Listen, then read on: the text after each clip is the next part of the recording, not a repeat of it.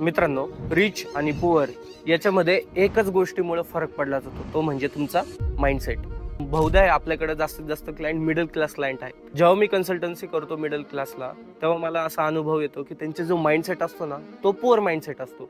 Poor mindset काय म्हणतो, भाऊ मला माझं घर पाहिजे, मला माझी लवकर गाडी घ्यायची आहे. तर म्हणजे जे काय असं ना लायबिलिटीज सगळे त्याच्याकडे अट्रॅक्ट होणाऱ्या गोष्टी मिडल क्लासला राहतात. रिच माइंडसेट काय म्हणतो, पहिले मला एक चांगला इन्कम सोर्स बनवू दे, पहिले माझे जे काही पैसे येतील ते धंद्यात जातील. तुम्हाला सांगतो साधा सिंपल गणित. तुम्ही अंबानीचंच उदाहरण घ्या, त्याचं $103 बिलियन नेटवर्थ आहे. त्याचे घर किती बिलियन डॉलरचं माहिती आहे? 2 ते 3 बिलियन डॉलरचं, 2-2.5 बिलियन डॉलर. नेटवरचे 2 ते 3% मध्ये त्याचं घर आहे.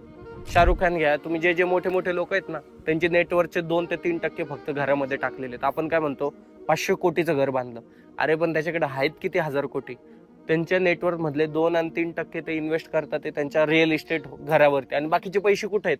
अंबानीने कुठे लावले? त्याच्या धंद्यात लावलेले आहेत, बाकीच्या वेगवेगळ्या बिझनेसेस मध्ये लावले. आणि आपण काय करतोय, जर का माझे नेटवर्क 5 करोड असेल तर 2 कोटीचा बंगला बांधून बसलोय.